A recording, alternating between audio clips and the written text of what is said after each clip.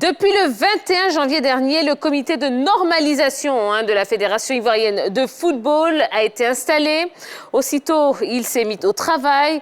Et pour faire le point des premières actions, eh bien, la grande team a rencontré Madame Mariam Daougabala, la patronne du football ivoirien.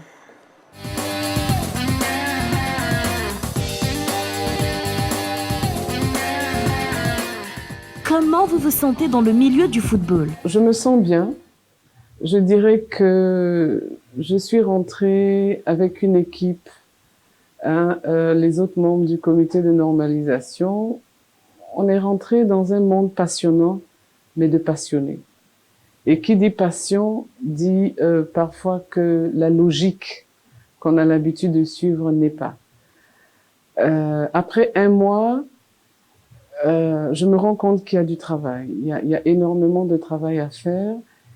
Et la FIFA a besoin d'une transformation structurelle. Aujourd'hui, j'ai l'impression que on est dans une fédération qui ressemble un peu aux fédérations qu'il y avait en Europe, notamment la fédération française dans les années 90. Ça veut dire qu'il y a des changements profonds à faire parce que le monde bouge, le monde du football bouge, et il faut que les fédérations et les clubs s'adaptent à ce monde qui bouge tout en restant focalisés sur leur mission première, qui est celle, évidemment, de faire tourner le ballon et de permettre de faire éclore les talents que nous avons au niveau des jeunes. Avez-vous senti les dirigeants concernés par votre mission de normalisation? Alors, je disais que nous les avons rencontrés individuellement pour ceux de la Ligue 1 et ceux de la Ligue 2. Nous les avons rencontrés collectivement pour ceux de la Division 3 et je puis vous dire qu'ils se sentent concernés. Ils se sentent concernés parce que il y va de leur propre capacité à exister. S'il n'y a pas de fédération, ces clubs n'existeraient pas. Et c'est d'autant plus important que après une année sans compétition, nous nous sommes rendus compte que la paupérisation est rentrée dans le milieu du sport. Et en ce moment-là, ça devient grave. Donc, ils se sentent tous concernés. Ils sont pas tous d'accord, mais ils se sentent tous concernés. Alors, les championnats reprennent bientôt. Financièrement, quelle garantie avez-vous donné aux dirigeants? Alors, de garantie financière, nous ne pouvons pas donner de garantie financière. Les finances que nous allons leur octroyer va dépendre des droits que nous allons recevoir. Pour la Ligue 1, c'est les droits télé, et pour la Ligue 2, c'est les droits de la RTI. Comme vous savez, tous ces droits avaient été suspendus, nous reprenons, nous sommes encore en négociation. Mais ce que je puis dire, c'est que il est très important pour donner confiance, même à ces sponsors. Il est très important que le ballon tourne parce qu'ils ont besoin de sentir que le ballon tourne avant de pouvoir libérer aussi les fonds.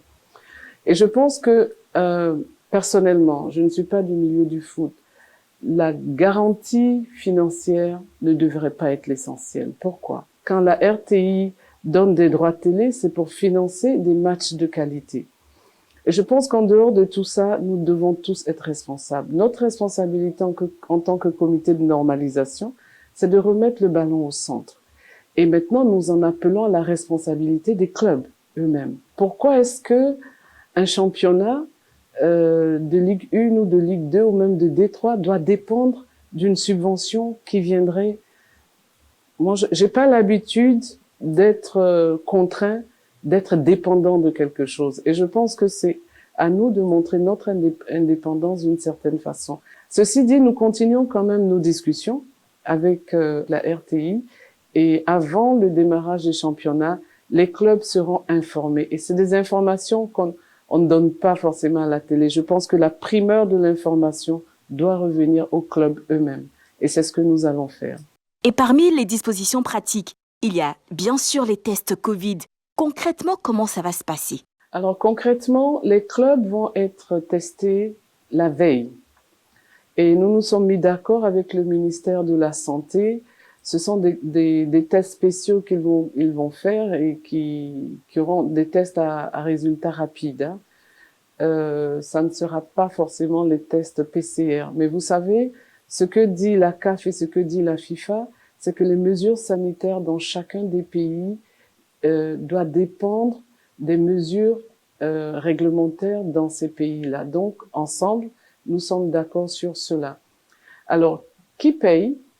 Ça va être une convention tripartite entre le ministère de la Santé, le ministère des Sports et la FIF. Certains pensent que vous avez des solutions pour régler le problème de l'Africa Sport. C'est vrai? Je dirais, donnez-nous le temps de régler les problèmes. Vous savez, pendant la crise en 2003, quelques acteurs de la société civile, nous sommes allés rencontrer M. Thabo Mbeki. Et il nous a dit, si vous voulez réussir, alors il faut travailler dans le silence. Donc permettez-nous de travailler dans le silence. Ce que je peux vous dire, c'est que le problème à l'Africa, il va devoir se résoudre. S'ils ont besoin de médiateurs, nous sommes prêts à être les médiateurs pour que ce problème soit résolu. Mais laissez-nous travailler en silence. Les U17 seront au Maroc pour la CAN de leur catégorie. Qu'avez-vous mis en œuvre pour la préparation? Je pense que l'équipe nationale était en préparation déjà depuis 3 semaines à Ivoire Academy, sur la route de Jacqueville. Et je pense que la cérémonie que nous avons faite, c'est vraiment de leur montrer qu'ils sont soutenus, qu'ils y vont. Ils sont peut-être seuls, ils n'ont peut-être pas de comité d'animation avec eux, mais toute la Côte d'Ivoire les regarde. Et c'est un moyen d'encourager nos jeunes à apprendre à être citoyennement responsables et à défendre les couleurs du pays. C'est en cela que la cérémonie d'aujourd'hui s'est voulue une cérémonie assez particulière. Je pense qu'ils sont encadrés, je pense qu'ils sont soutenus. Maintenant, la victoire est au bout de leurs pieds. Avez-vous échangé avec le président de la FIFA depuis votre prise de fonction? Non, pas directement avec lui, mais j'ai échangé avec des membres de la CAF, des membres de la FIFA. J'ai échangé avec la secrétaire générale et évidemment avec celui qui est en charge de l'Afrique et nous avons des réunions régulières. Quelle est la prochaine étape dans vos actions? Et finalement, à quand le toilettage des textes de la FIF? Alors, la prochaine étape, l'audit va commencer la semaine prochaine déjà. Le championnat va démarrer 2 semaines après, mais les textes, nous sommes en train de travailler. Vous savez, je pense que tout ne se dit pas à la presse. Il faut savoir travailler dans le silence. Et c'est très important. Le gage de notre réussite, c'est qu'on travaille dans le silence. Et que d'abord, les acteurs eux-mêmes sont informés pour nous permettre d'avancer. C'est une mission qui est très délicate et nous avons besoin aussi de protéger, je dirais, les clubs eux-mêmes. Le toilettage des textes, nous allons le commencer dès que le championnat aura démarré. Mais au-delà du toilettage des textes, il y a aussi des problèmes internes à résoudre. Il y a des problèmes à l'intérieur des clubs. Avant qu'on arrive au toilettage des textes, il faut que nous ayons une FIF pacifiée. Il faut que nous ayons des clubs avec un seul président, que nous ayons des parties prenantes avec un seul président. Mais ce qu'on retrouve, c'est qu'on a des clubs avec 3 présidents, 2 présidents. Non, il faut commencer par pacifier tout ça avant de parler des textes. Même si on finit les textes, qui va aller les voter? Des clubs avec 2 présidents? Ça n'a pas de sens. Donc, donnez-nous le temps de travailler, acceptez notre silence pour que le travail que nous allons vous délivrer soit un travail de qualité. Merci.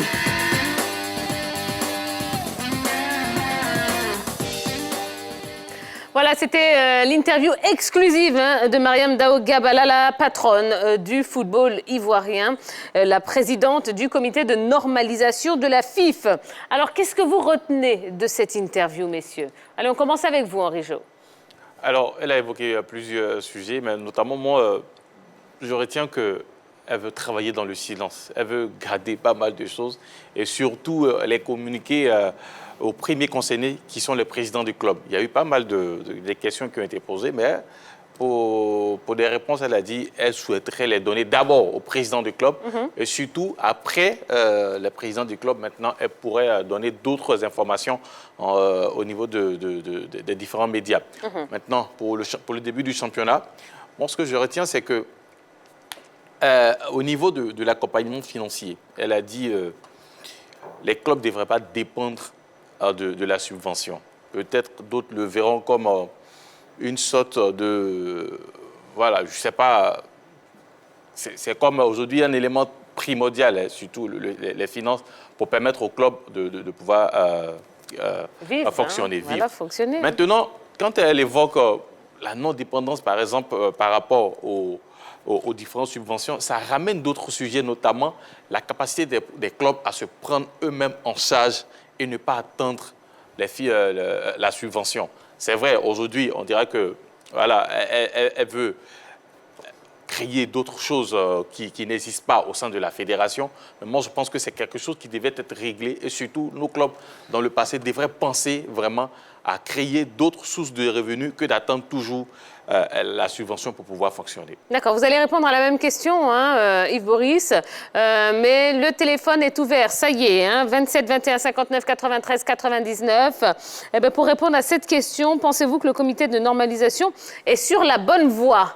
Eh bien, on attend vos appels, on attend de savoir ce que vous en pensez. Yves Boris, l'interview de Mariam Daougabala, qu'est-ce que vous en avez pensé? D'entrée, Madame, Madame Daougabala a posé le plat dans le pied, qui est une transformation structurelle. Le pied dans le plat, oui. Oui, le pied dans le plat, pardon. Une transformation structurelle au niveau de la Fédération ivoirienne de football. Et je pense que là, c'est très important.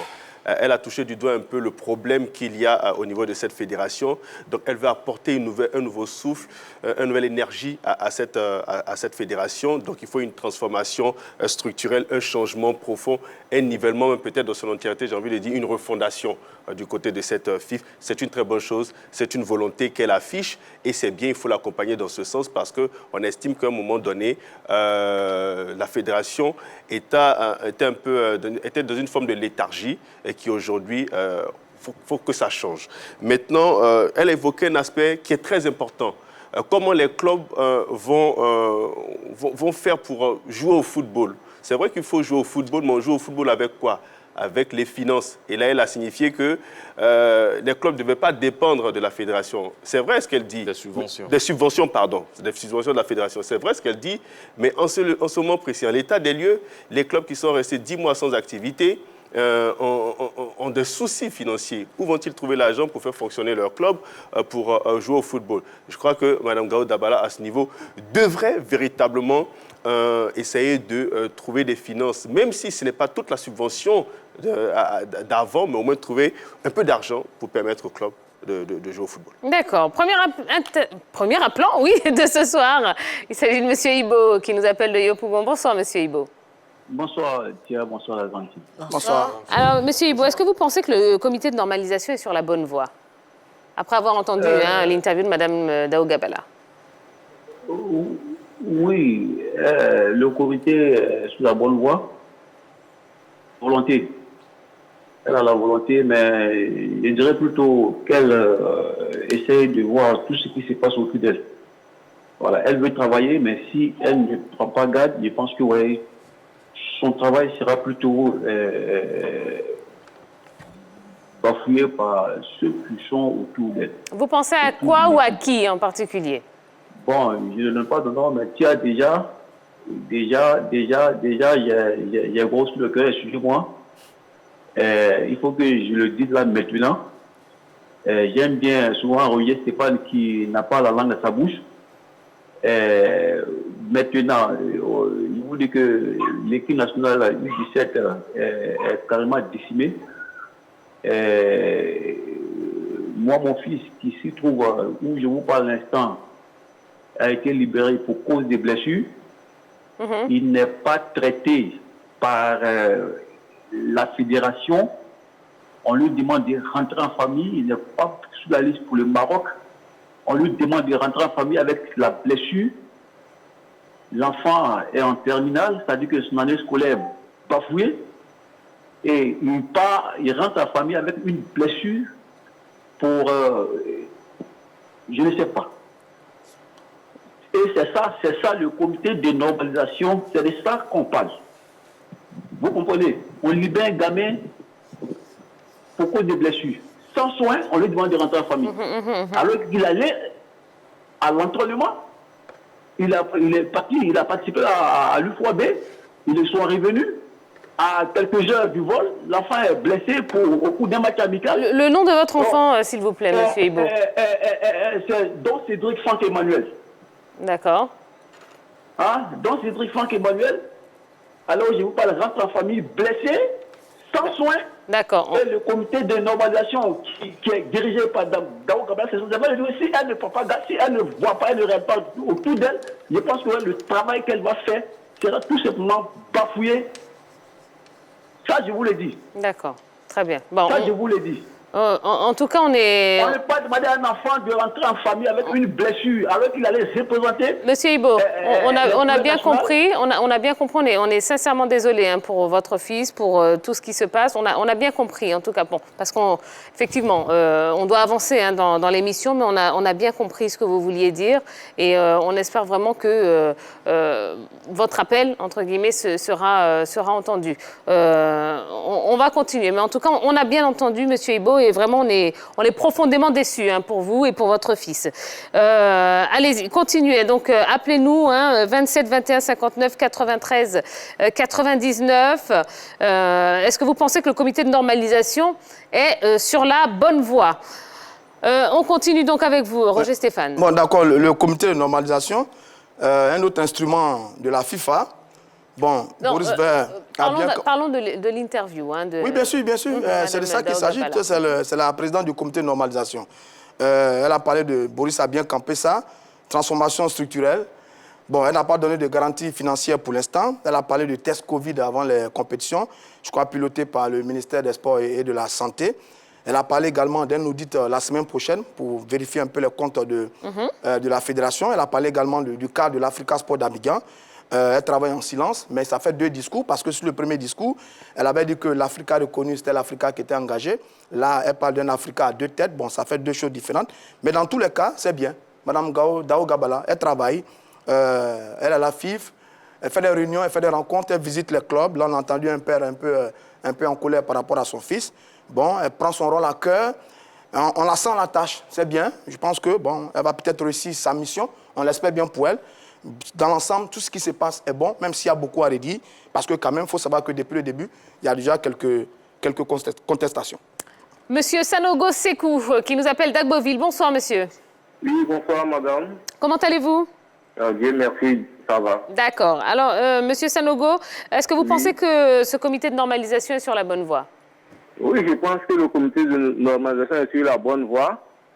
Il ne faut pas oublier dans quelles conditions ce comité de normalisation est venu en Côte d'Ivoire.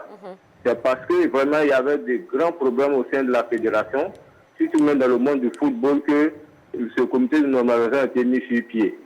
Dans ces conditions-là, le comité, au départ, a eu quelques difficultés parce qu'il y avait des réticences.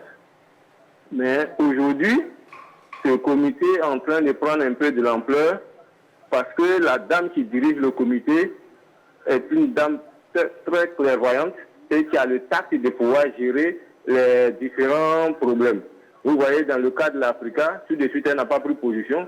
Ouais. Elle a essayé d'abord de tâter les deux protagonistes et puis maintenant voir comment aborder le problème en profondeur. Et aussi, vous voyez que pour ce qui concerne le championnat, il y avait des décisions qui avaient été prises au départ par le comité exécutif de fin, qui n'étaient pas vraiment des décisions très bonnes. Vous prenez par exemple la fin du championnat. Le championnat s'est arrêté à 6 journées avant la fin. Et le comité a décidé que le Racing Club était champion et allait représenter la Côte d'Ivoire en Ligue des Champions. Et en même temps, le même comité dit qu'il y aurait un championnat qui va permettre au club de deuxième division d'accéder à la première division. Il y avait 2 poids 2 mesures. Mais quand elle est arrivée, elle a corrigé cela. Et donc, maintenant, elle a aussi dit tout à l'heure dans son interview que au niveau des subventions des clubs, il ne faudrait pas que le club cherche à vivre uniquement des subventions. Ça, c'est très important. Il faudra diversifier les sources de revenus des clubs pour que le club soit vraiment autonome et viable. Le monsieur vient de se plaindre tout à l'heure par rapport à la blessure de son enfant. Et ça aussi, c'est des choses qu'il faut prendre en compte. C'est vrai, est-ce que réellement cela a été porté à sa connaissance? Je ne le pense pas. Parce qu'une mère ne peut pas être informée de l'état de santé d'un enfant de cette manière et puis vraiment fermer les yeux là-dessus. Je pense que le canal par lequel elle devait être informée n'a pas été peut-être efficace. Et c'est pour cela, bien Dieu merci que le monsieur a évoqué ça à l'antenne. Je pense qu'elle suit l'émission, elle saura prendre les mesures qui s'imposent. Mais en tout état de cause, il faudra laisser le temps au comité de travailler correctement. Et dans l'intérêt du football ivoirien. Sinon, vraiment, on était sur de la mauvaise pente. Donc aujourd'hui, petit à petit, Mme Dao Gabala et son équipe sont en train de redresser la base. Il ne faut pas se focaliser immédiatement sur les textes. Exactement. Il faut laisser... aseptiser d'abord l'environnement et ensuite les textes viendront couronner tout le travail. D'accord. Parce que les textes seront validés certainement en Assemblée générale. Donc, il ne faut pas mettre la charrue avant les bœufs. D'accord. Voilà un peu ce sur quoi je veux intervenir, madame. Merci beaucoup pour votre appel, monsieur Sanogo. Merci infiniment. Passez une bonne soirée. Alors, on n'a pas entendu Yellow encore se prononcer concernant l'interview de madame Dao Gabala. J'ai retenu qu'il y a beaucoup à faire et que c'est seulement une infime partie de l'iceberg qu'on voit. Elle a parlé de changements profonds à faire. Elle a parlé de s'adapter, que le football ivoirien puisse s'adapter au football moderne et aussi par rapport aux audits qui seront faits la semaine prochaine. C'est-à-dire que ce pourquoi le comité de normalisation était venu, à savoir gérer les affaires courantes de la Fédération ivoirienne de football, j'ai l'impression que le travail il est immense par rapport à ce à quoi on s'attendait, gérer les affaires courantes. Et si on parle de gérer les affaires courantes, si ça se rapproche à organiser le championnat ivoirien, oui, le comité de normalisation est sur une bonne voie. Si gérer les affaires courantes s'apparente à faire des audits, oui, le comité de normalisation est sur la bonne voie et elle a dit qu'elle travaillera en silence. On espère que tout se passera bien. D'accord. Monsieur Konan Kofi, qui nous appelle de Yopougon, bonsoir. Bonsoir. Comment allez-vous? Oui, ça va très bien chez vous. Ça va super, merci beaucoup. Alors, monsieur Konan Kofi, est-ce que vous pensez que le comité de normalisation est sur la bonne voie? Oui, une réponse un peu mitigée. Elle est sur la bonne voie, oui et non, je peux dire. Hein. Alors, on commence par le oui. Parce que, voilà, oui, parce que y a des décisions qui ont été prises, notamment concernant le CELA et le Racing Club d'Abidjan et Bafing, du moins. Voilà, là, ça a été une très bonne décision. Par contre, on ne devait pas régner au club certains acquis. Vous voyez, c'est comme des syndicalistes qui ont lutté pour avoir l'indemnité de logement de 40 000 à l'État de Côte d'Ivoire. Et aujourd'hui, on devait dire que ce qu'ils ont eu aujourd'hui, le loyer qu'on leur donne, la prime de maison qu'on leur donne, on va leur retirer ça un peu, on va diminuer un peu parce qu'il y aurait un comité de normalisation. Donc, je voudrais dire à Mme Dao de faire un effort, ce qui était déjà acquis pour les clubs là. C'est-à-dire les différentes subventions qu'on donnait aux clubs, c'est déjà un acquis.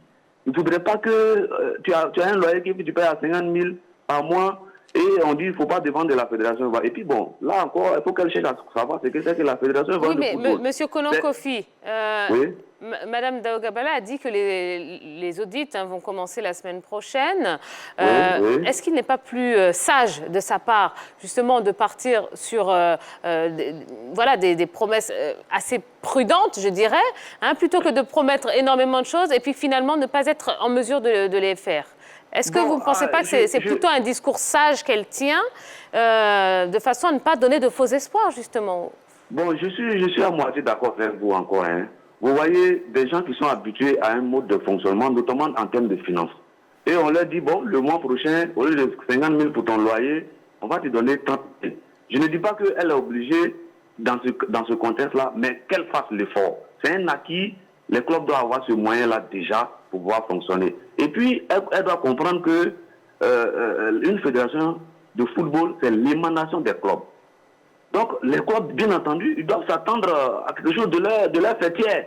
C'est les clubs qui ont créé, elle a dit dans son interview, je me rappelle que s'il n'y a pas de fédération, il n'y a pas de club. Non, la fédération n'est créée qu'en 1960. Il y a des clubs qui sont créés depuis 1948. Donc, c'est les clubs qui ont fédéré pour créer une fédération sous comment on appelle, l'impulsion du gouvernement. Donc, les clubs sont, la fédération est l'émanation des clubs.